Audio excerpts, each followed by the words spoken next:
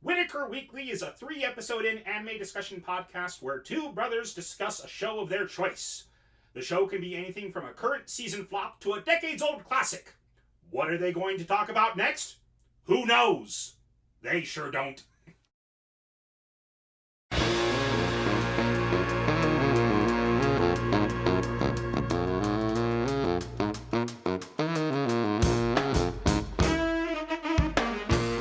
I'm Andrew. I'm Lee. And this is Whittaker Weekly. Let's get right down to it. First off, in the news, you have a couple of things you wanted to share with us. Yes, Crunchyroll recently announced that That Time I Got Reincarnated as a Slime manga tops Bookwalker's digital sales ranking in 2018. Oh, nice. So that's a manga I may have to start picking up, or at least the light novels, because the show is really, really good. We're both up to date on it. We are both up to date on it. It's been simulcasting on Mondays, and it's just absolutely fantastic. Yeah, I like to watch it after work on Monday to unwind. Apparently, last time Konosuba was number 1, and it's been dropped to number 3. What's number 2? Overlord. Oh, well, okay then. I'm okay with that. All 3 of those are great, so I'm totally fine with those being in the top 3. In fact, the top 10 right now are in order. That Time I Got Reincarnated as Slime's number 1. Number 2, Overlord. Number 3, Konosuba. Number 4, Is It Wrong to Try to Pick Up Girls in a Dungeon? Okay. Number 5, Goblin Slayer. The light novels or the manga? The manga. This is the manga. Okay. Okay. So the novels for Overlord, novel for Konosuba, novel for Girls in a Dungeon. Or what was that? What's the... Danmachi? Danmachi, yeah. Yeah, Dungeon Town, Danmachi. Manga for Goblin Slayer is number 5. The novel for Death March to the Parallel World Rhapsody is number 6. I've heard a lot about that show. Number 7 is the novel for The Irregular at Magic High School. Okay. Then number 8, Isekai Mekiyu de Harem wo. Haven't heard of that one. What's that one again? You said Isekai... You know what? Doesn't matter. It's number 8 right here. Oh, number 8? I'm pulling it up. Yeah, here. Isekai Meikyu de Harem wo. Something about a harem in another world. Yes. And then number 9 is That Time I Got Reincarnated as a Slime, the novels. Mm-hmm. So this franchise is in the top 10 twice. Mm-hmm. Number 1 is the manga. Number 9 is the novel. And then number 10 is No Game, No Life, the light novels. Okay. I'm sad that show didn't get longer, because it seems to be a pretty popular light novel. Yeah, I am disappointed that the anime didn't get another season. I could have sworn they made a movie or something, but you know what? Whatever. Okay. We'll have to look it up. Next is Netflix has been announcing quite a bit of anime news recently. They certainly have. Something that we have not listed here, but I should go ahead and add it so we can go ahead and add it to our website, is they also showed a trailer for the new Ultraman movie. Where it starts off, it's a CG movie. I think it's done by the same, I think it's Production IG. And I think they're the same ones who've partnered with Netflix to do the Godzilla CG movies. Right. The Planet Godzilla movies. And this starts off with a giant man in an Ultraman-looking suit attacking a Japanese kid in the middle of a stadium, and saying lines along the saying things along the line of the power of Ultraman should not exist in this world type thing. Or was never supposed to be in this world. And so he's about to kill this kid when suddenly this older man shows up in a trench coat and white hair and everything, like a real older man. And he says, this boy is not Ultraman, I am Ultraman. And it's the original Ultraman from, the 60s and 70s. Oh, wow. He's just older now.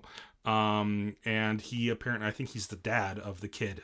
And so it's talking about how the power of Ultraman has passed from father to son, or it's now the two of them. And then the son does the Ultraman transformation later on and gets a newer, updated version of the suit instead of the spandex that he had in the older stuff. But I'm excited for it. Unfortunately, it's released on April 1st, 2019. So, anyway, that's a pretty poor date for them to pick the release date on it, but whatever. We'll see. Anyways, what's some other Netflix news? Netflix has acquired the worldwide license to Neon Genesis Evangelion, the TV anime. So they'll start streaming that soon, I think. Okay. They might be working on a live action version of that. I know that there's a couple other live action anime that are about to release, including your bit of news. Oh, live action. They're not doing more live action. It's one more show of live action that they announced like at midnight last night. And they have announced that they have the rights and they've greenlit Cowboy Bebop live action series, 10 episodes. A lot of people were worried about that, and I think rightly so. Yeah. At the same time, if they were to do a live action anime, Cowboy Bebop was one of the ones that I think could work if they do it well. Right. If they get the tone right, because the world itself was real enough that it could be that you're not ruining the suspension of disbelief to bring it into live action. Yeah. The world itself was real enough. Well, and like a lot of people are already worried that they're going to go ahead and change everybody's race and stuff for the sake of diversity, and Netflix has been known to do that for casting people of color, which it doesn't make sense in the context that they did it in for like Death Note and stuff like that. Right. To me, it really depends on who they cast as the character. As long as I could see them in the character, I think I'd be fine with that. Especially like, here's the thing. Faye Valentine. Okay. Yeah. She is one of the most beautiful women in anime. Yes. She's just gorgeous. She's also one of the worst women in anime. There was a website that I saw that was rating like the top 10 and top 10 most beautiful women in anime, but they also gave them like their beauty was out of 5 hearts, and their personality was 1 to 5 lemons. And Belle Mandy was like 4 hearts 1 lemon, type thing. Oh yeah, fantastic. The perfect waifu. The perfect waifu. And this is before Full Metal. This was way back in like the late 90s, early 2000s when I saw this. Faye Valentine had 5 hearts and 5 lemons. Yes. So anyway.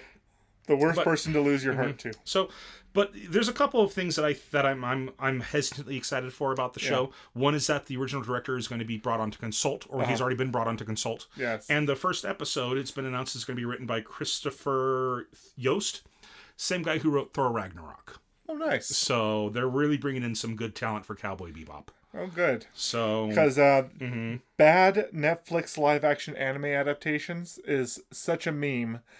The two examples that come across the top of my head, one of them was from My Hero Academia. They have this meme where it's 3 panels, and one says the manga, the anime, and the Netflix live action adaptation. And the first one was from My Hero Academia, and it was Todoroki, the half fire, half ice kid in the manga, then in the anime, and then a hot and cold dispenser cooler. For the Netflix live action adaptation. Oh yeah, no, there's quite a few. Another one that now that you've seen the anime, you're gonna get this. Remember the episode of Ouran High School Host Club where the twins dye their hair different colors? It's that scene in the manga, that scene in the anime, and then some garbage Disney Channel show where 2 main characters happen to have blue and pink hair for that given scene. For the Netflix live action. Yeah. Netflix is also, the same article that I read for the news on Cowboy Bebop reminded me that Netflix is also doing a live-action Avatar: The Last Airbender series. You think they're going to get it right this time? I don't know. I'm not going to talk about the movie. I enjoyed it more than a lot of people did, but I still agree with a lot of the arguments against it. My big thing about it is that they definitely tried to cram too much story into too little amount of time. 13 episodes into a 90-minute movie, that's just way too much. No. It's way too much. Really, they could have made 9 movies out of the content that is in the first 3 What they seasons. could have done was do a movie about them after the series ends. Sure. That way people aren't really comparing it to the TV show. I mean, they would still compare it to the TV show, but they wouldn't feel so much stuff just skipped over and left out. Right. Anyway, let's go ahead and is there any other news we wanted to cover today? I thought there was something, but it skipped my mind, so I guess not. Okay. All right, well, let's go ahead and go on to the 3 episodes in, and you picked it this week. And this week we're going into a decades-old classic, as our opener likes to tease. And I picked Galaxy Express 999. And we should probably call it Galaxy Express 39 because that's what they call it in the show. So every time they say the name of the or the number of the train, they say 39, which means 39. So Galaxy But the Express train 39. itself has 3 nines on the front of it. That's why they call it And- 39 because it's got the 3 nines. Yeah. Mm-hmm. Okay. So Galaxy Express 39. All right. In a distant future, Tetsuro, a human boy who wants his body replaced with a robotic one,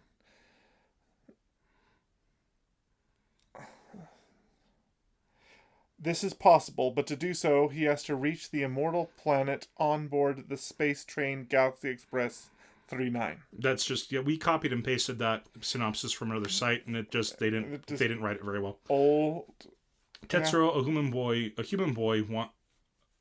Tetsuro it's probably Tetsuro is a human boy who wants his body replaced with a robotic one. Yeah, There's just a simple is that they missed out. Just some grammatical But- errors.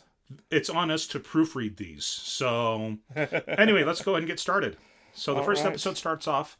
We learn that it's It takes place in the distant future. in the year 2221, something like Yeah, that. 2221 or 2223. Humanity has expanded into the stars, and we've invented these incredible ships that are shaped like trains that take us from planet to planet. Humanity has made the ability to transfer their consciousness into robots and live for thousands of years.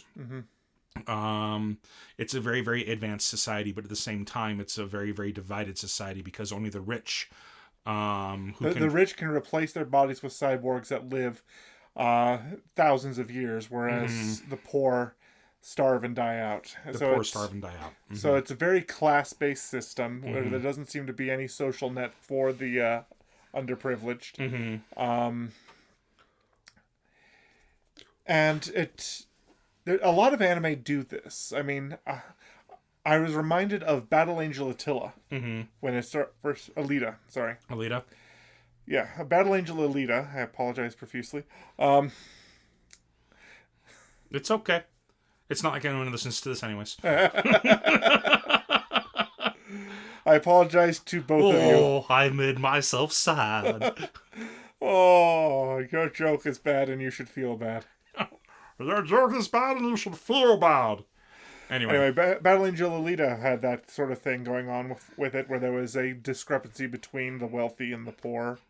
Even Megaloboxing had, had the mega city and the slums. it's a dystopia. It's a dystopia setting. Yes. So And so, I'm just seeing a lot of parallels in current anime that this is clearly inspiring certain things. Okay. So, and yes, we're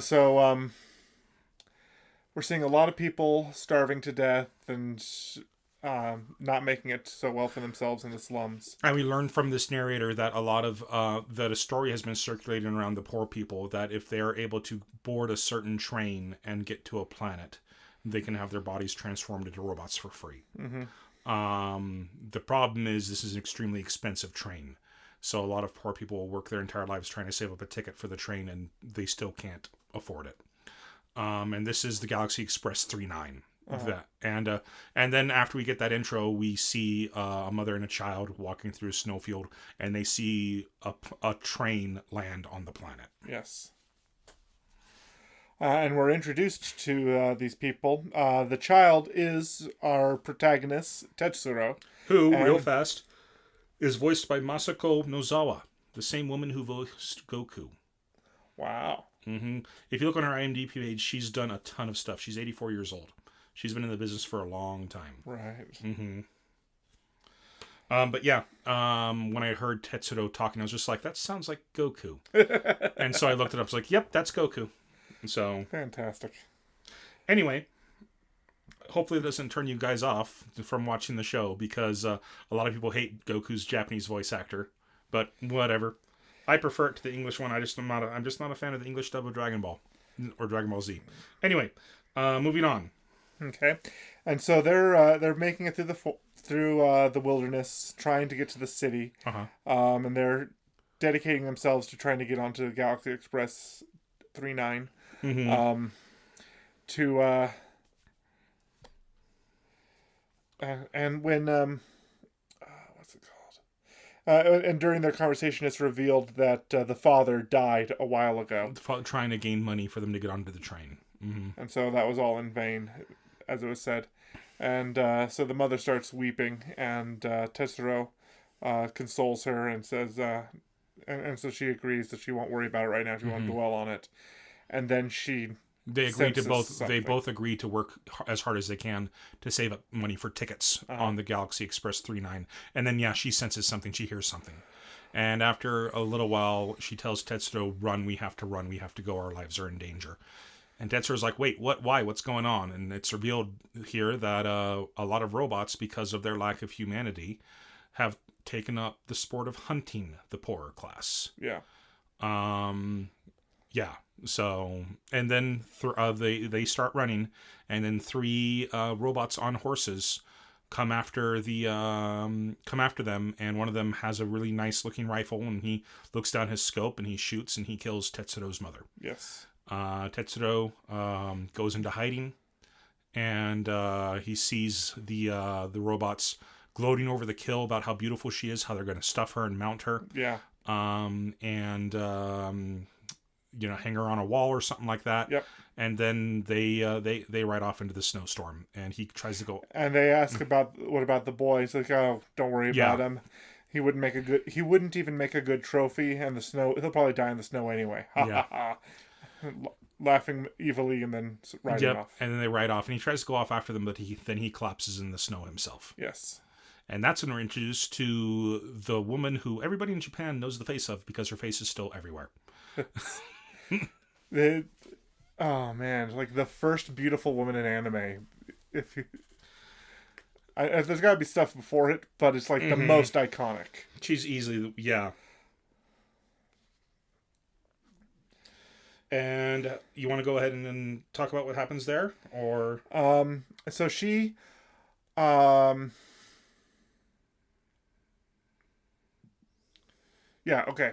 So Tetsuro wakes up in her hut, which is modestly decorated, and okay. It's revealed when Tetsuro's mother's killed, all she was wearing was a blanket around herself. As they're trudging through the snow. She was barefoot and bare apart from that. Which made me think, because Tetsuro was equally clothed in what appears to be just a blanket-esque robe huddled around himself, that I thought the same situation was for him.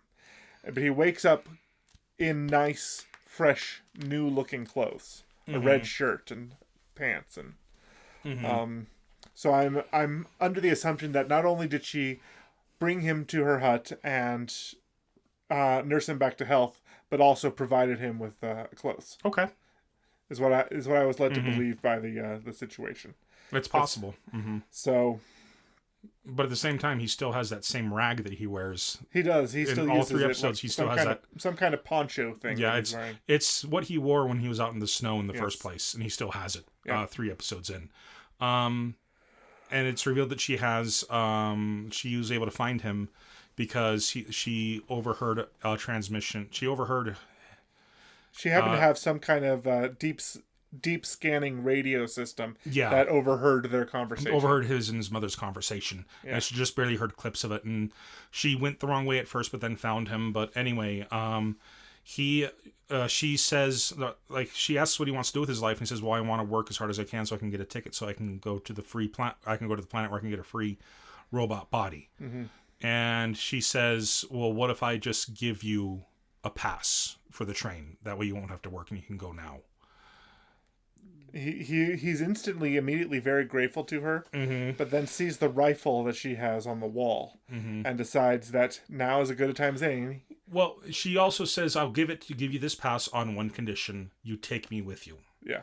And he says, okay, and then he sees the rifle.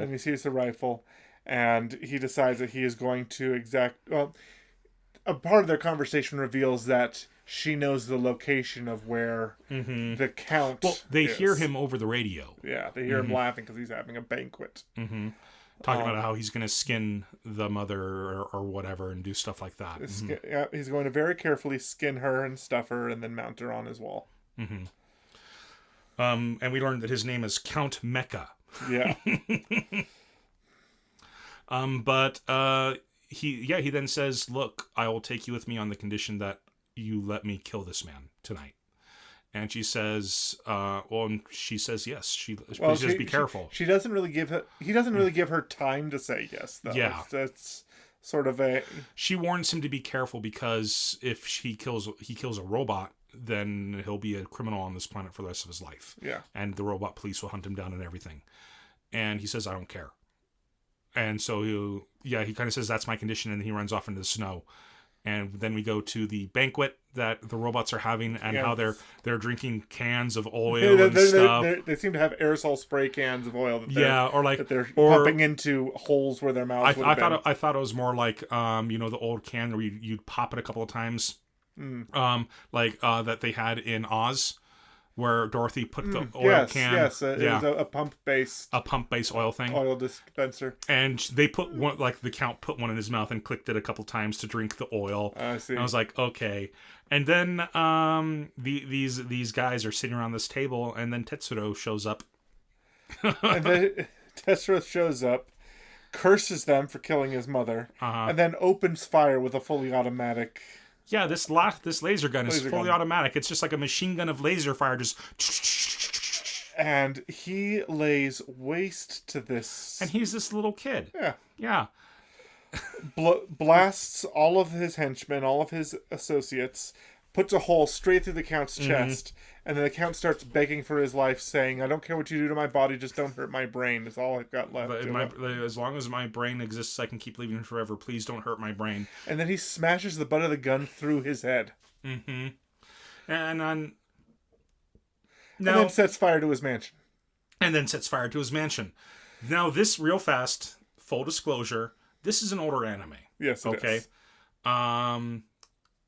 They were a lot more lenient when it came to telling stories back then. Yes. So you're going to have to suspend your disbelief a lot when you're watching this show.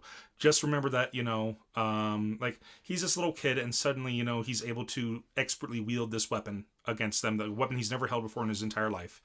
And he's somehow strong enough to, after he got, survived, almost freezing to death in a snowstorm, he should be weak enough already. He's strong enough to smash the butt of a rifle through a robot's face. Yes. Either that's a very cheaply made robot and the rich guy got screwed,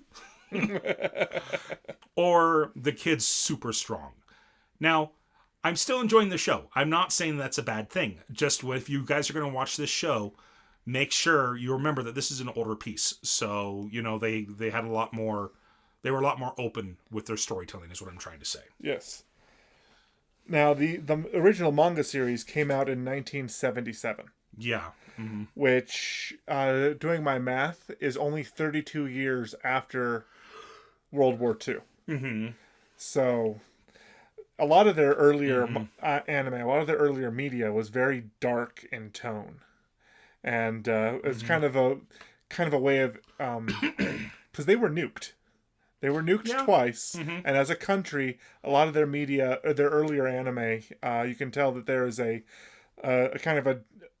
there's a darkness that is kind of cathartically leaving their system as they're producing this media. Yeah. At the same, I'm not calling out the show for being dark though. That's not what I'm doing. So, but shows during that time dealt with a lot of death and a lot of they did. That's also I wouldn't just say that time. I'd say all of anime. It's a lot less these days. A whole lot less. Well, it's a lot less these days because modern anime can really capitalize on the moe market. That's what modern anime tries to do. There's still plenty of shows out there where main characters die, though. Oh no, yeah, there absolutely are. There's sin in anime, but most of anime these days seems to be based on what merchandise they can also sell alongside the game. Yeah, I would say go ahead and if you're worried about the death counter being too low for anime, go ahead and watch yourself Parasite the Maxim. and then watch I forget what it's called, but it's or Demi, I think, something like that. I know they made a CG anime, but the Crunchyroll app also has the manga on it. Okay. And there are people called demi-humans that can't die. They can die the most horrible, gruesome deaths, and their bodies will just reform. Sounds like Angel Beats. Yeah, I guess. But anyway, we Okay, he gets his revenge. He gets his revenge, and then police sirens start going off, and so cops start hunting him down with dogs. He runs away. He runs away, and then suddenly a pack of dogs, and it's like, I'd say about 20 dogs comes after him. It's not one or two. 20 cyborg dogs. And again, this kid, he is, pardon my French, but he is the baddest of asses at his age already. Because the dogs are chasing him down, and then he turns around, kneels down in the snow, and starts sniping the dogs as they're coming towards him. He takes out about half of them on their way to him, and then he starts bashing them with the gun. They eventually overpower him. They do eventually. But holy crap. I mean... Yeah. How old is he? Like 9, 10 years old, something like that? Not sure. Yeah, I don't know how old he is. I'd have to look it up on a wiki or something like that. But he's just, not only has he just murdered 4 adults, 4 adults who are supposedly supposed to be good with weapons and guns because they go on hunting and kill people. Well, it could be that they're just a bunch of rich snobs that never actually had a real fight in their lives. But they were hunting the poor unarmed from a distance. So. Which actually reminded me of a game that I really want to play at some point called Sir, You Are Being Hunted. I'll have to tell you about it. But Will Overgard from Extra Credits, he has a Let's Play of it. Ooh. And it's hysterical. Okay? Sir, you are being hunted. Sir, you are being hunted. Do you know what comes to mind when you say that exact phrase? What? The hunter-killer robot from KOTOR calls you a meatbag. Yeah. Sir, you are being hunted. And I feel bad because now I can't remember what his name is, even though he's the best droid of all time. HK-47. HK-47, thank you. HK-47 Hunter-killer 47. Is the best droid ever. Yes. Meatbag. All right. Anyway, smelly bags of mostly water. The dogs then eventually, overpower him. And got the better of him. Before they're able to kill him, then Mayatel shows up and kills the other dogs. And tells him to get on this sled that she's got, and they take this sled all the way to. And she comes in wielding a whip. Yeah, she comes in wielding a whip because she's in a horse-drawn sleigh through the snow, and is using the whip to drive the horses. But comes in and just bullseye smacks these dogs in the face with this whip. And gets them off of him. Which reminded me a little bit of the amazing whip foo from Castlevania. Not as amazing as the whip foo in Castlevania. Of course it's not. It's very early anime. Yeah. And it's very early. Yeah, it's early anime, and it was not a high budget. No. Well, it was a high enough budget for the time. The show had 111 episodes. 113. 113? Well, 113 episodes is on the list that I've seen, but some of them may have been 2-parters. Okay. Or maybe possibly conjoined in different... I just scrolled to the end on Crunchyroll and I saw 111. I scrolled to the end on Verve and it said 113. Okay. So however they're separating them out. Like sometimes Crunchyroll will take a 2-part episode and just throw it into one file. Or it will be a repeat and it will just say it will be a recap episode and it will say 11.5 instead of episode 12. Sure. So it will be considered a half episode on Crunchyroll. So, but anyway, they then board the train. Before they board the train, yes, they're in hiding. They hide at a fancy hotel. In a fancy hotel, and she's in another room, and he's waking up. She goes to shower, and he rests. Well, he doesn't know that it's a shower. No, she says I'm gonna take a shower. Okay. Mm-hmm. Well, then he rests. And then he starts hearing voices from the other room. And she's talking to a man with a deep voice. And she's saying, it's all right. He's sleeping. He's resting. He'll be fine. Mm-hmm. And he's saying, you need to stay with that child like his own shadow. And if you don't, you will be incinerated. If you don't, I will blow up your body. Mm-hmm. Yeah. And he's like, who? And Tetsuro gets up. He's like, who's that talking to Mayatel? Yeah. Mayatel.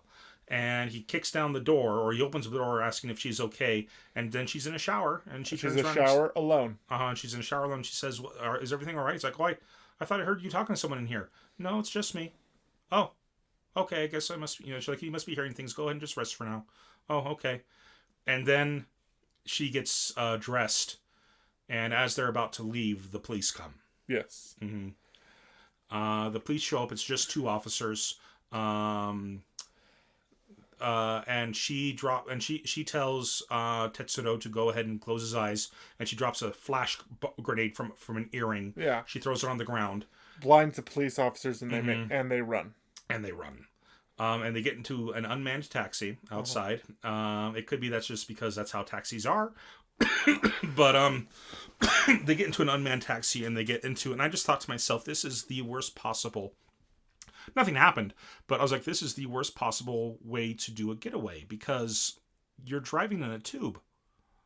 Yeah. I mean, they're flying through the sky and they're driving in a tube, and I'm just like, what's to stop them from cutting off the tube to stop you? Or, you're in a tube, you're not going to be able to make turns. The police can report you, and then the other police can be at the end of the tube. Exactly. Now, again, it's a product of its time. It is a product of its time. And they got away scot-free from the cops. It was only those two cops who found them. Apparently, they were bad cops and didn't call for backup or let anybody know about the situation. And then they got off, and they left, and they arrived at the train station right before the train's supposed to leave at midnight. And she says, if we miss the train, it's another year before the train's going to be back. Yeah. And he says, "Oh," and then we see the train, and it's not like this future hyper. It's a steam engine. It's not a futuristic train at all. It's a steam engine. The train was designed to look like a steam engine from front to end. Yeah. And so it shows like the clock tick from 0 to from 11:59 to midnight, and the train starts off and leaves. And I'm thinking to myself, oh, they're gonna have to rush. They're giving us a little bit more of excitement that they're rushing to get to the train because the train is now leaving. And then it cuts inside the train, and they're already in there. I'm just like, yeah, they made it inside. It was like they made it to the station. We see the clock. Train leaves. To me, that's building up to it's a final scene for them to get to the train on time. Yeah, running to the train. Running to the train. Yeah. But they were already on the train, and the train just flies off. Right. And that's the end of the first episode. It is. Second episode, they go to Mars, and we learn a couple of things about the train and how it works. The train, every stop that it's at, it's going to be at that stop for 1 day. One local day. One local day. So it could be anywhere from 10 hours to a week Earth time, even longer than that. But it is a local day. I mean, if they went to Mercury, it'd be, 170 Earth days for the train to be there? Which would be ridiculous. I think it's 88. Yeah. But they make it to Mars in 6 hours. They do make it to Mars in 6 hours. And then they're going to be at Mars. The layover there is 24.35 for something hours. So a Martian day is like less than half an hour longer than an Earth day. And Mars, I liked Mars because it had a very, very Western feel to it. It actually reminded me of the book cover I made for you. Yeah, a little bit, huh? It did. Speaking of which, we have to work on the book cover for the sequel. Yeah, we do. But anyways, they land on Mars, and we learned that that humans spent 100 years making the atmosphere on Mars breathable for people. And then the only people there are cyborgs, so what was the point? Yeah, and the only people who went to Mars were cyborgs, so there was no point because they don't need to breathe. Yeah. And we see there's 3 people in a bar. There is a man with the classic 70s perma wave hair. Yes. Which is just so this classic style. It's what you see from Captain Harlock. Yeah, I was about to say Captain Harlock and all of them. Even Rick Hunter from Robotech. Yeah. They all have that classic perma wave. Only this was to the extreme. It went out past his shoulder. It did. He had purple hair, and then there's a red. His name is Dromino. There's a redheaded woman by the name of Flem, and then there's an older looking prospector. I don't think we ever got his name. Right. And they're in a bar, and they hear the train coming, and Dromino just says, "Old man, if I die, I don't need a grave." And the old man tries to stop him from going out and doing something foolish. And then he talks to the girl about, why aren't you going after him? And then it cuts to them it cuts to the train arriving. And And Mayatel gives Tetsuro a bag of money, Gold coins. bag of gold coins. Says that this is something from the train. Mm-hmm. And, yeah. Oh, excuse me. She just says this is for food. This is for food and whatever expenses you need, and it's just in the local currency. And this is one of the perks of having a permanent pass on the train. Mm-hmm. And he goes, "Oh, awesome! Thank." He's like, "Oh, in that case, I don't." Or no, like he doesn't try to give it back at that point. He's just like, "Oh, that's awesome! Thank you." Yes. So he gives 1 gold coin for a drink that he gets from the prospector. He walks in the prospector store and he asks for a Mars soda or whatever. Yeah. And he's like, "Oh, that's probably something you can handle." And he notices that he's walking through the town at first, and he sees that it's a ghost town. He's like, "There's no one here." Then he notices the prospector and the redheaded girl inside of this saloon. He goes and orders a drink, and they start chit chatting. He's just like, "Yeah, I'm from Earth. I have a pass, unlimited pass for the Galaxy Express 999. This is my first trip. I'm really excited." And he shows off, this big old bag of money, and he gives this coin, and then Flem leaves. She walks out during all of this.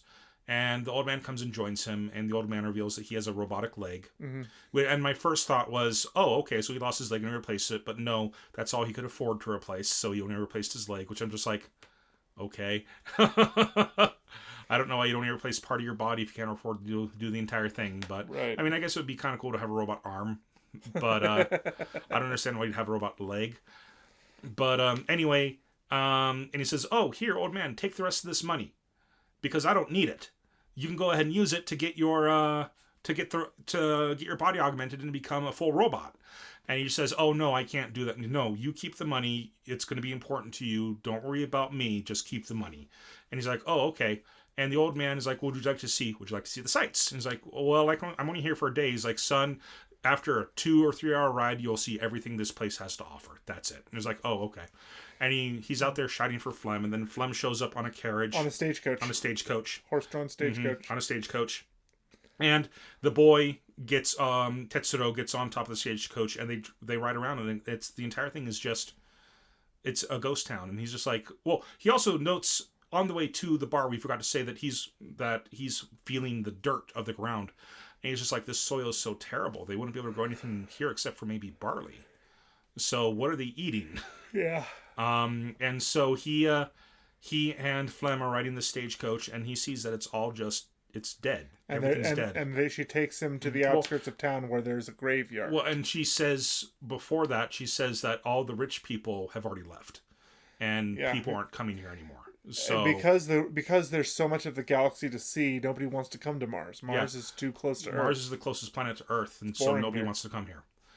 And so he she takes him to the graveyard, as you said. And he said, these are the graves of the people who died colonizing this planet. Yep. And it kind of shows that there's only 3 of them left. Yeah. Out of everybody who came to colonize the planet, there's only 3 of them left. And as the boy is... and she explains how the other humans just couldn't survive because the rich people couldn't bring... because the commerce wasn't coming, people weren't coming there, that they couldn't make money. They couldn't make money. They were all starving to death. So. But Tetsuro begins looking at the graves when we hear Geronimo tell him to put his hands up. And Geronimo walks in from the distance, and Tetsuro immediately realizes that he's been set up, that he was brought here by Flem for him to be attacked by Geronimo. And Geronimo says, don't bring your gun out, I'm faster on the draw. And Tetsuro still tries to shoot him.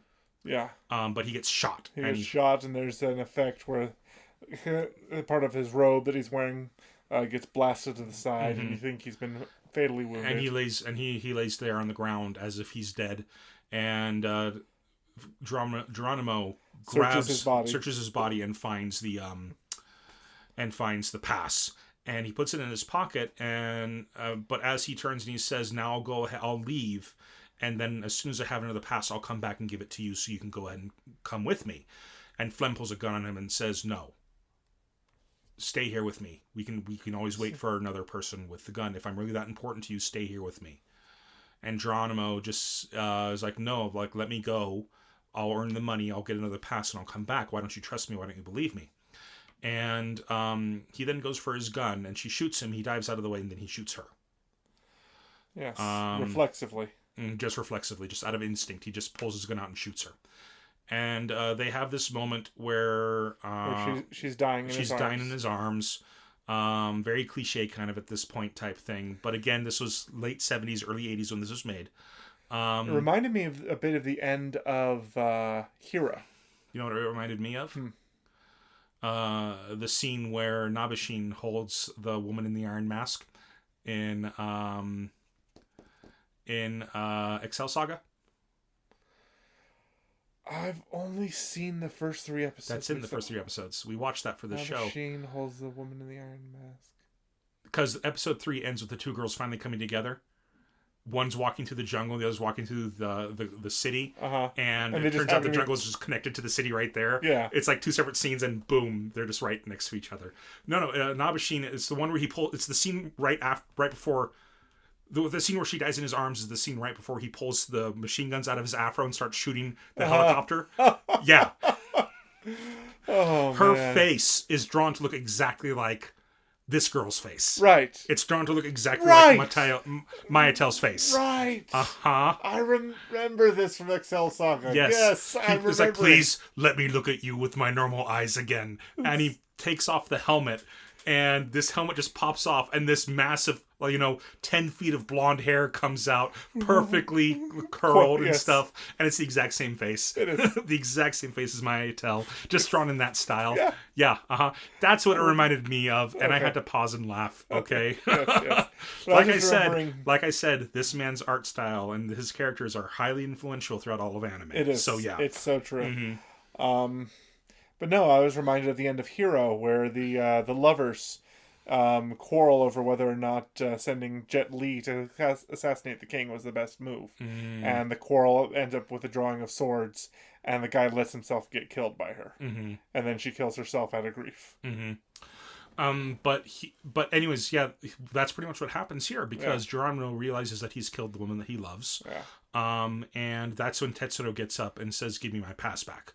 It's like, well, how did you survive? Oh, well, you shot this bag of coins that I had, and it turns out they were lucky for me, and they did help me out in the end. Thanks, old man. Now give me my pass back. And he kind of it's like you'll have to shoot me for it type thing. And so they're in a quick draw match against each other. But this time Tetsuro already has his gun up. So as soon as Geronimo goes for his gun, Tetsuro pulls the trigger. But Geronimo doesn't go for his gun seriously. No, he doesn't. And he lets himself get... He notices the blood on Tetsuro's hand and doesn't finish going for his gun and gets shot. And Tetsuro realizes that he just shot somebody who never actually went for his gun. So he starts, he comes up to him, he's like, what's going on? Why didn't you do this? Like, well, and then the thing that got me, okay, real fast, again, this is just, a product of its era. He gets shot in the left breast pocket, which is the same spot that he put the pass. And I just thought to myself, Tetsuro just blew up his own pass. But it turns out he didn't. Like, no. Geronimo hands him the pass back as he's dying there on the ground. Yes. He's like, well, why didn't you shoot me? He's like, because I realized that you were still a full human. You still have your blood. Yeah, you still have your blood. And it's at that point that I realized I was watching a fable. And the fable that over the course of the next 113 episodes... 111. The greater than 110 episodes, that the story is going to be over and over again. Is his dream of becoming a robot worthwhile? Because here he had 2 people who were already cyborgs, already had everything he ever wished for, and they were not content. Yeah. They were miserable. And so it feels like the start of a long journey about And he couldn't. on Discovery. And he But gets. it's not this alone wasn't enough to make him question it. But Well, he begins to kind of question it. He I was about to does. say, gets back on the train and he tells the story of his adventure to Maya Tell, which this did irk me a little bit. I will say, Maya Tell's under orders to stick on him like a shadow. and didn't. Where was she the entire episode? Right. She stayed on the train, and I'm just like, Maybe only one beautiful woman per episode. No, Maybe- it's clearly not true in Yeah. the next episode. but anyway, she but that did irk me a little bit. But he explains the story to her, and he's just like, why? Like, what? They were already robots. Why were they unhappy? You know, like, Yeah. why were they in such a rush to get somewhere else? And I wrote down, maybe it's because Mars sucks, kid. Mars sucks. They want to go somewhere else. Would you like to be immortal? And the only way to leave was out of their reach. Well, and we can go ahead and talk about this more in the next episode. But it reminded me of like the people being robots, especially when we meet the girl who's made of glass. Yes. Can they feel? There does seem to be a sense of loss. There's a sense of loss, and it reminded me of the pirates in Curse of the Black Pearl, Oh, yes. where I feel nothing, not the wind on my face or the spray of the sea. Mhm. Too long I have felt thirst and been unable to quench it. Too long. yeah, and they for 7 years they Yeah. couldn't feel a thing. What would it be like to live for 1,000 years and not feel a thing? So anyway, let's go ahead and move on. That's kind of the end of that episode. But no, yeah, this show actually just had so many parallels with Battle Angel Yeah, in terms of it's from that era, and I'm actually looking forward to reading Battle Angel. Yeah. Because I went ahead and I pre-ordered the collection of the manga that's being released later on this year. Really. How much of the manga is in that collection? All of it. All of it. It's the entire. fantastic. It's well, I'll go ahead and pull it up and. I watched a review on Battle Angel recently, and he just talks about what part of the problem with the movie is that it's covering her origin story, which isn't the best part of the show. Well, from what I recall, James Cameron wants to do multiple movies of Alita. Oh, fantastic! That'd be great because the origin story isn't the best story in the arc because it starts off with the common trope. It starts off with what is it? Beauty born yesterday trope, which is a little bit creepy, but it's the what's it called? Fifth Element, where you have a beautiful woman who was literally born yesterday and is like a child and at the whim of whoever her guardians are. Okay. But later on, because the course of the manga takes her through so many different story arcs, she stops being born yesterday and becomes a fully mature, realized person Okay. over the course of the manga. Battle Angel Alita Deluxe Complete Series box set. That's what I have pre-ordered. So it's a complete series. Complete series, interesting. That said, How many? I just looked up Alita, and it looks like there's about 6 volumes of Alita, but they're all big volumes. Okay. But Battle Angel Alita Volume 1 currently is free for Prime members for the Kindle. Neat. So I may just pick that up and take a look at it when I get the chance. Anyway, next episode. Next episode spends half the episode on the train. We get to take a look at how the engine works and how the inside of the engine compartment is actually something that they feature in the opening in the mid-episode switchover, and it's just all of these scientific circles and lights. They're on their way to displays. Titan in this episode, and they don't. I forget how long they say the trip's going to take this time, but it was 6 hours from Earth to Mars. I think it's like maybe a couple of days to Titan. I could be wrong. They travel through a wormhole. That's right. But no, But I forget the time they say. They actually gave a time for how long it was going to be. But anyway, they do explore the train to kill time. And then they decided to go get some food. Well, real fast, there's a couple of things. They go through the train, and they get to where the conductor usually is, and there's nobody there. And then Mayatel flips a switch and opens up.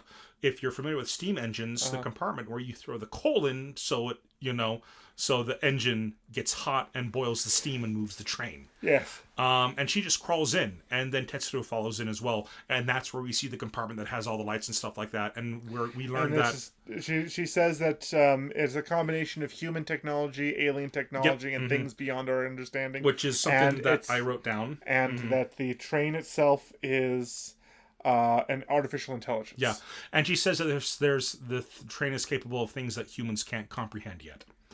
Tetsuro is just like, this is it's amazing that humans could make this, and she's like, oh, humans didn't make this, and then she goes on and explains exactly what it is and how it was made, using technology of ancient civilizations and then modern alien civilizations and then Earth, to build the AI, the computer that runs the train, the computer that can think for itself. But anyways, they then go back and get some food because Tetsuro's hungry. Yeah. And Tetsuro holds up a menu, and he's like, this is the first time I've seen a menu. I have no idea how this works.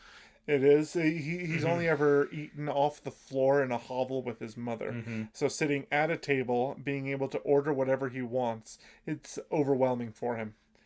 And so so they have a waitress come over, and she orders 2 steaks, medium, from her. But what's really interesting is the waitress herself. 2 steaks, medium, rice, and corn.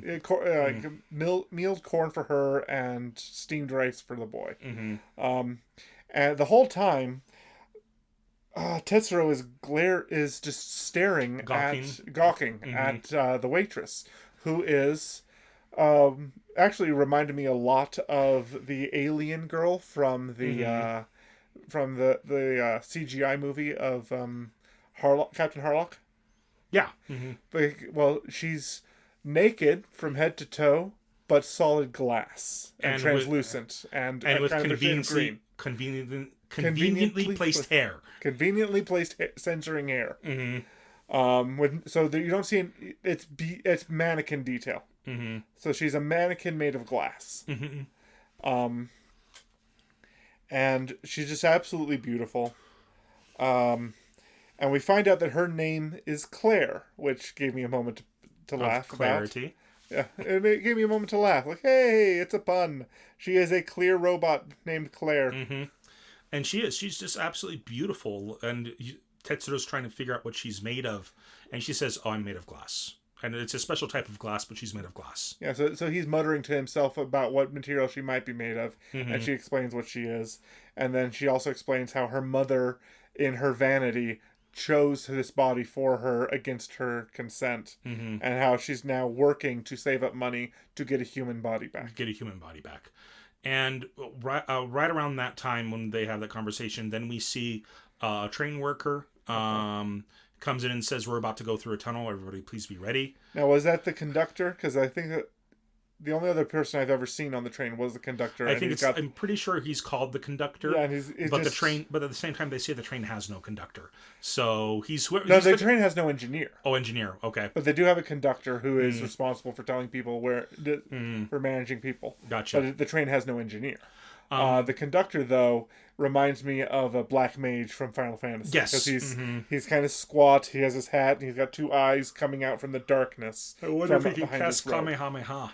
9th level spell, can only do it once a day. Performance issues.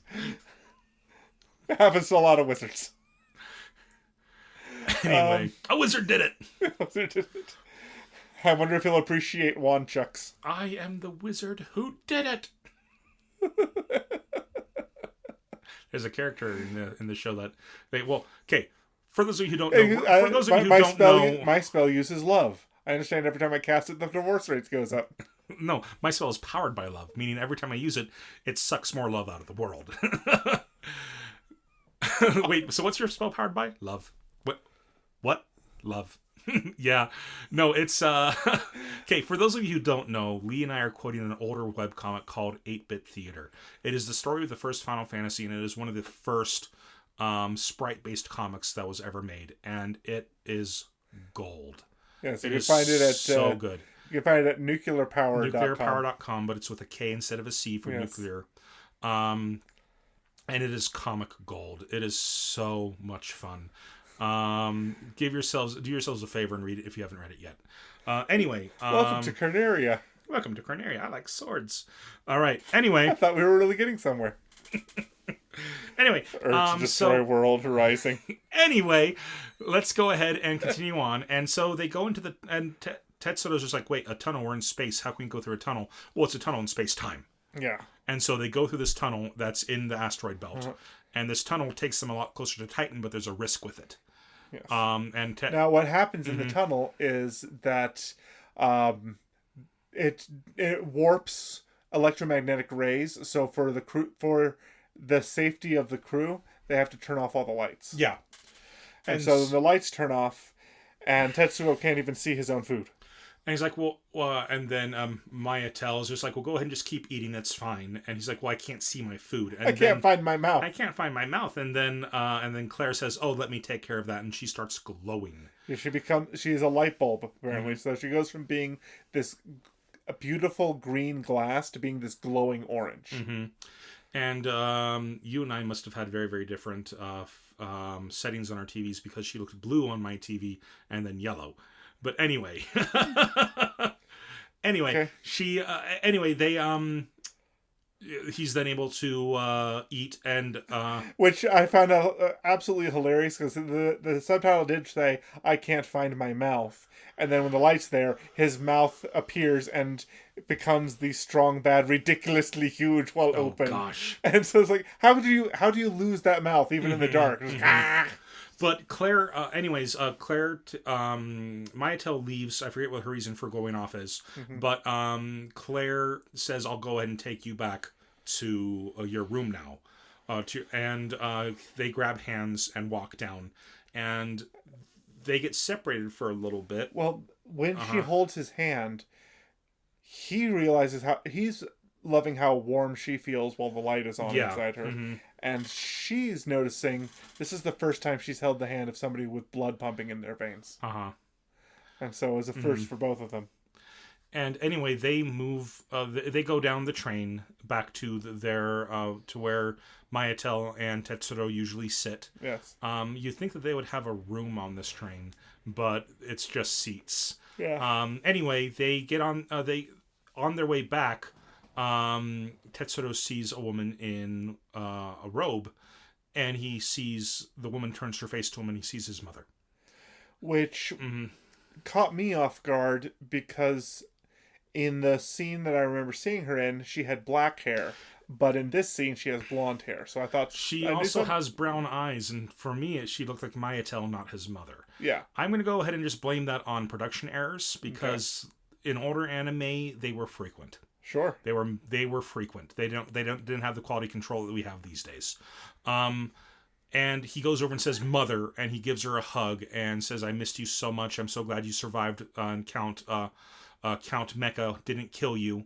And as his mother is hugging him, you see the hands on his back changing into that of like a hag, of like a skeleton type creature. And this creature then tries to pull him out of the open window. And into open space. Into open space. Now, there's clearly some kind of force field that they haven't discussed, because they have open windows and they can travel from car to car in open space. Yeah. Mm-hmm. So there's clearly some kind of force field going around the train that isn't being mentioned much, but yeah. Anyway, they... Oh, we're spiking a couple of times. No, we're good. We haven't. Oh. We're reaching pretty high volumes, but no, we haven't. We haven't spiked. Otherwise there'd be a little red light here to say that we had. So we're doing good. Okay, good deal. Anyway, now that we've had that fun little conversation about our sound, Claire grabs Tetsuro and pulls him away, and she says, "If I can sacrifice myself to save one person who still has flesh, I'm okay with that." And then she grabs the hag, or this creature, and self-destructs. Yeah, she starts cracking and then explodes. And we see the next scene. We see Mayatel and Tetsuro sitting there. Tetsuro wakes up. Apparently, he'd been knocked out by the blast. And she says that she saved herself. She sacrificed herself to save you. One of the dangers of going through these rifts in space-time is that they can cause hallucinations, and these hallucinations can kill. So we need to be careful going through these things. And I just thought to myself, well, before this entire incident with the illusion, I just thought to myself, this is a huge train. Where are the other passengers? Is everything really just for these two? I mean, is that it? Do we not have any other passengers on this entire trip so far? And then suddenly we see the woman like, oh, okay, there is another passenger. And that other passenger turns out to be a hallucination. And another thing I just think to myself is, this is supposed to be an incredibly expensive trip. They have terrible security. They have wretched security. It's true. I would want my money back. I would demand my money back. I mean, they probably make people sign a waiver, but at least these days they'd have people sign a waiver. Anyway, so we then see this scene of these crystals. We see these crystals flying past the window, and Tetsuro realizes that that's the remains of Claire's body. Yes. And he starts freaking out. He's just like, no, you can't do this. What are you doing? And Maya tells her, like, no, it's the rules. We can't do anything about it. And at this point, it's just pieces of glass. Mm-hmm. She's gone. It's just pieces of glass. And then Tetsuro looks down and he sees another piece of glass at his feet that's glowing. A glowing piece of glass in the shape of a teardrop. And they think that it's Claire's heart. They think that it's possibly her heart. Mm-hmm. And so I'm wondering if that's going to come up in a later episode. Because it seems like things that he's collecting. It could be. It could very well be. But at the same time, remember, this is like... This show feels like it's kind of a Monster of the Week type show so far. Not really monster, but like where each episode is a individual adventure so far. Right. So I wouldn't be surprised if it doesn't come up again. I think it might, because he seems to be collecting things along the way. I mean, a little bit later, he gets a new hat. Later. We did forget to mention that he took his mother's pendant. Like she said, take this. Yes. And that pendant is very, very important somehow because it's the first part of the opening of the closing credits for like the first 20 seconds. It starts spinning around in the closing credits, yeah. And yeah, we did forget to mention that. So there's just so many different things. But yeah, that's not a safe train. I would want my money back. I would want my money back. Anyway, they finally make their way to Titan. They do. And Titan, they have a... what was it? A 16-day layover, because that's how long a day is on Titan. Is 16 Earth days. Mm-hmm. I would be furious if I had a 16-day layover on a trip. That'd be so bad, especially on the type of planet that Titan turns out to be. But anyway, yeah. So they go out onto Titan, and Titan's supposed to be a paradise. Titan is a paradise. It is absolutely beautiful. But as they're walking around, they just see this guy in front of them, shot in the back and killed. Boom. And nobody lifted a finger to be concerned about it. Nobody does a thing about it. And Tetsuro's freaking out. He's like, "What? This guy just got killed. What are you people doing? Why is nobody trying to help him?" And then he hears a scream, and he sees Mayatel being abducted. Yes. Which made me laugh because she was the one preaching about how dangerous this planet is. We need to be careful. Yeah. And within 10 seconds, she got kidnapped. Anyway, and so he's going to try to save her, but he's shot or attacked. He's shot with a tranquilizer. He gets shot, and then he wakes up in somebody's room, and it turns out he gets shot by the person who's taking Mayatel away. Yes. And then he wakes up, and it was... And it's revealed that he was shot with a tranquilizer. Excuse me. Now it's spiked. Yep. Well, that's what happens when you sneeze. Anyway, it didn't stop with the recording, did it? No. Okay. It's just a warning. Yeah. All right. Anyway, he wakes up in this person's room, and it's a woman in robes, and you had some things you wanted to talk about her, didn't you? Oh yeah, she was just a very interesting character. This mysterious old woman on Titan seemed to be important, and she'd come up later, because I thought they'd be revealing more about her in this episode, and they don't. But yeah, she nurses him back to health, helps him up, offers him a better weapon, um, and a hat Mm-hmm.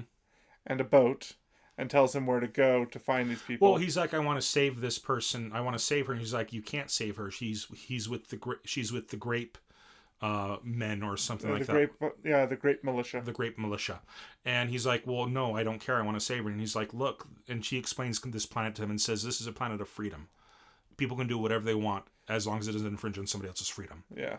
Which, obviously, and we learned this at the end of the episode, but obviously these people don't know what freedom is anymore. No. Because murdering a guy is infringing on their freedom. Kind of, sort of. It's so wild because life, liberty, and property. You can't infringe on their property and you can't infringe on their liberty. But apparently you can take their life. Yeah. No idea. No idea. Then again, he could have been a robot, and we learned on the planet on Earth with Count Mecha that if the robot will survive as long as you don't kill its brain. So it was just somebody destroying his body. Could be. But anyway, No, we're fine. Okay, sorry, I just saw your watch reloading, so I was wondering if something happened. No, it's fine. Okay. Anyway, anyway, he then gets on the boat and comes and why does he fall in the water? I don't remember what he jumps in the water for something. Her clothes. That's right. He sees the hat and clothes. Oh, he doesn't jump into the water for her clothes. No, he finds her hat and coat in the water and pulls them up. Mm-hmm. And then he sees an insect. He's like, oh, it's just a big bug. That's right. It's just a big bug, and he turns his back on it, and it just keeps getting bigger and bigger and bigger, Mm-hmm. and it turns out to be a giant. I could have sworn he jumped in the water before that, but I think I'm wrong. I think he jumped in the water to avoid the giant insect. I think you're right. Mm-hmm.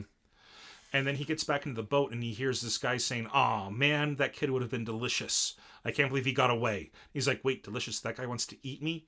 And I forget how. Well, I was distracted when this next part happened, but he destroys the bug somehow. Yeah, he just shoots it. He shoots the bug with a new gun that the old woman gave him, and it blew up very instantly. Yeah, it's an extremely powerful space pistol that he has. Did he end up shooting the guy as well, or the guy just run away? He ends up shooting the guy as well. That's right. And then he goes up, and it looks like Mattel had managed to do a lot of damage. He stops the boat, and he just sees all these dead robots all across the land. He's like, "Oh, well, what happened here?" And it looks like Mattel put up quite a fight. Mayatel put up quite a fight. Mayatel, clad in a bikini at this point. Well, and we see Mayatel unconscious on the ground in her bikini. Yeah. And we're just like, whoa, okay, what happened here? Because something knocked her out, but ended up killing everything else. And I think that's kind of a hint of Mayatel's power. Yes. Where she is extreme. Like, I'm just going to go ahead and say I think she's a robot. I'm just going to go ahead and say that right now. And I think that she has this ability, like she like went into war mode or battle mode or something and destroyed all those other robots. Yeah. But it was such a draining process on her that she went unconscious because of it. Possibly. That's my guess. I could be completely wrong. It's not covered in this episode. It's left a mystery. Yeah. We just see her unconscious on the ground in her bikini, and all the other robots are just dead. Yeah. And then he picks her up, she wakes up, and they go back to his boat, and they go back to the old woman's place. And her fur clothing is miraculously dried off, and she's wearing it again, Mayatel's. Fur doesn't dry that quickly. No. But again, production values of an 80s anime, early 80s anime. I poke fun because I care. I mean, it's a good show. It's a really good show, but it's also fun to poke fun at stuff like that. Right. But I don't do it. I poke fun in jest. I don't do it to try to be mean. Right. But anyways, he tries to get the gun and the hat back, and the woman says, "Keep it." And because you're saying he's starting to collect things, this is some of the things he's collecting. And he now has this hat and gun. She says, "My son used to be a spacefaring warrior. Yep. He went from planet to planet doing good deeds, helping people and stuff like that.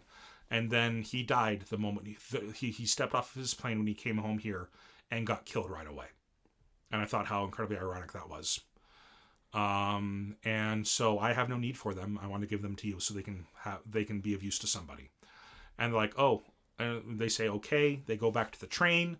And the conductor's just like, wait a minute, we still have like 130 hours or something like that. I actually did the math. Mm-hmm. He explains how many hours they are. They have a 16-day layover. Mm-hmm. They've only been gone for 15 hours. Wow. And they're going to spend the rest of the time on the train. Wonder's like, yeah, bring me a book. I'll go ahead and read. And the conductor's like, okay, I'll bring you a book. So, and that's the end of the episode. It is. The episode ends with them on the train. Yeah. And they decide to go ahead and leave Titan behind. And those are the first 3 episodes. Those are the first 3 episodes. And like I've been poking fun of the entire time, it is an older show. It's got older production values, things that you can go ahead and poke holes in the logic and stuff like that. That being said, it revolutionary for its time. Fantastic. And as we were joking about seeing her face all over the place, that just shows you how influential this show and this. I can't remember what his name is, but the guy who created the manga originally and created, and he also did Captain Harlock. I was about to say the irresponsible Captain Tyler, but that is not what he did. No. By the way, that's all on YouTube. I've watched all of it. Fantastic. The company that owns it. I love irresponsible Captain Tyler. The company who owns the rights of it here in America put all of it on YouTube for people just to watch. Written by Leiji Matsumoto. Leiji Matsumoto. Uh-huh. Did he also do Captain Harlock? Let's see. It might not be called that. Space Battleship Yamato, Space Pirate Captain Harlock, Okay. Galaxy Express 999. Galaxy Express 39, yeah. And all those are hugely influential anime.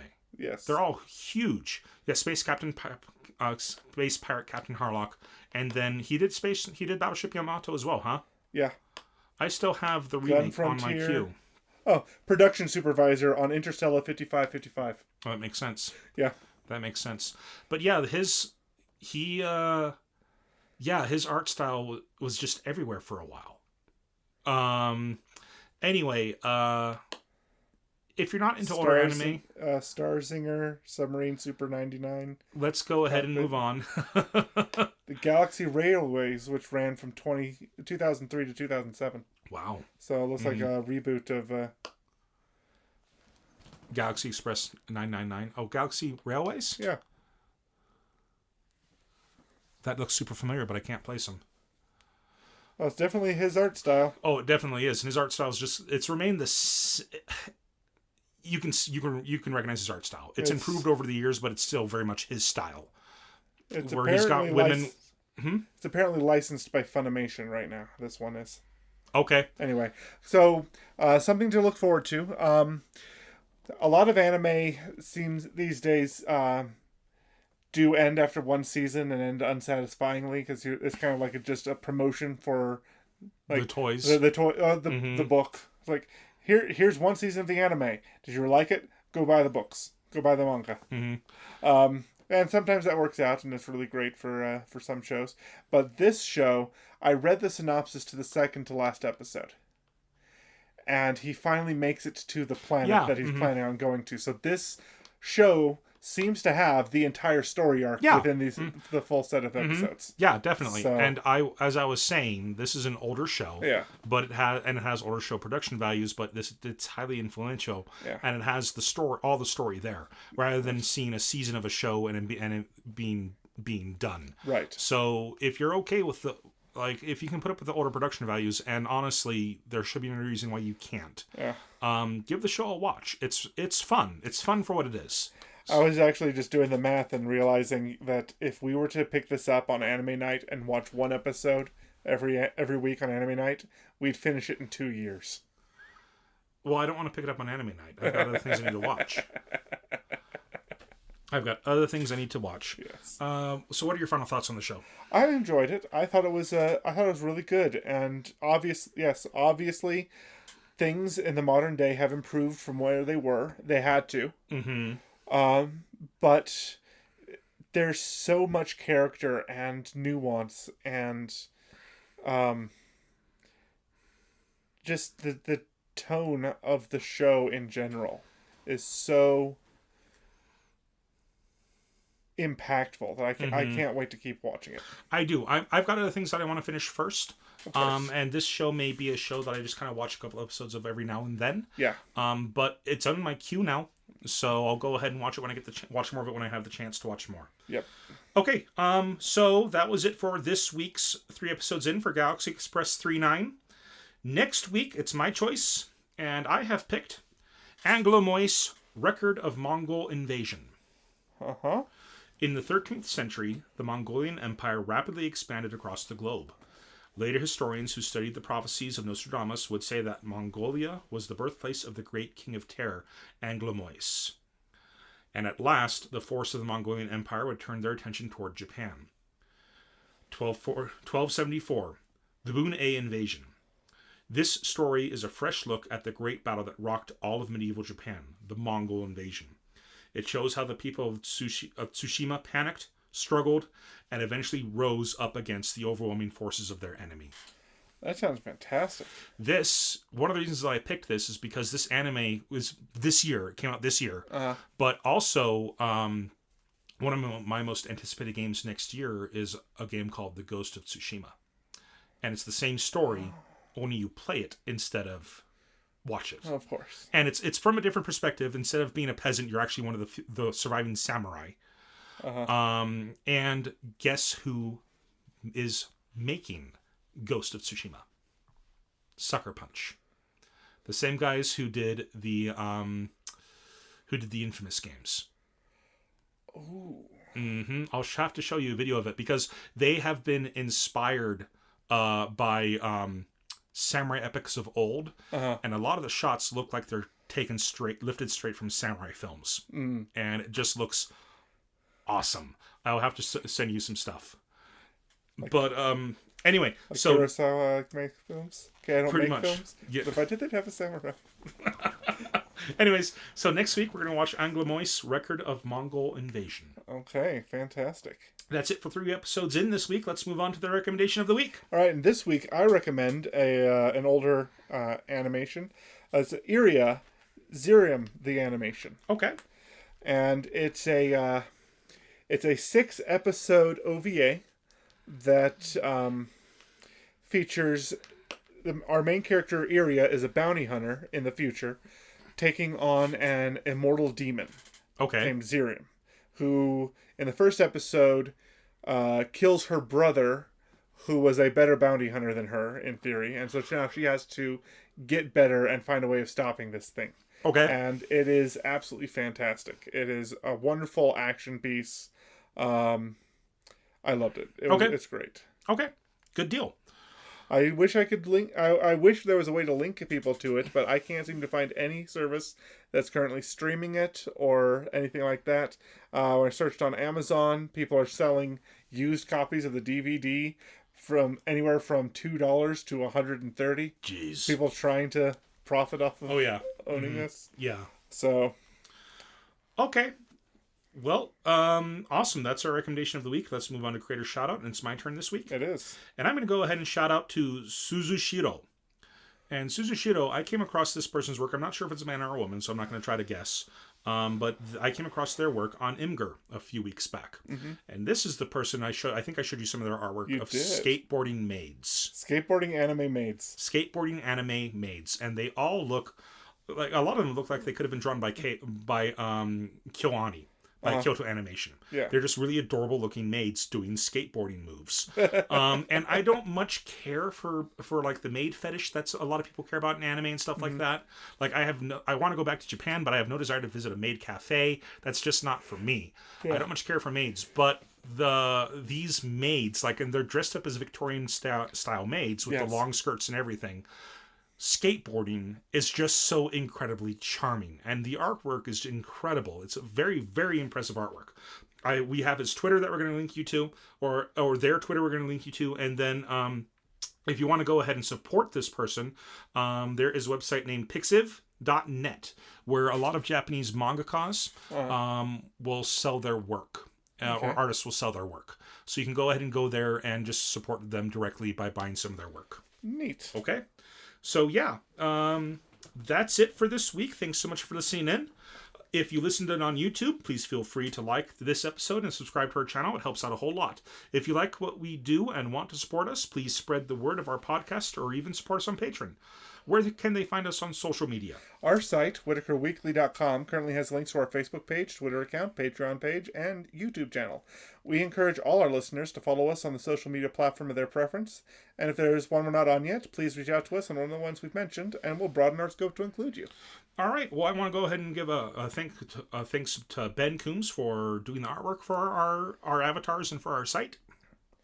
And a shout out to Brazmataz for writing the music that we use for our opening closing piece called Dry Kolk. Which I've actually looked that up earlier today. It's the Dutch word for whirlpool. Cool. Awesome. Dry Kolk.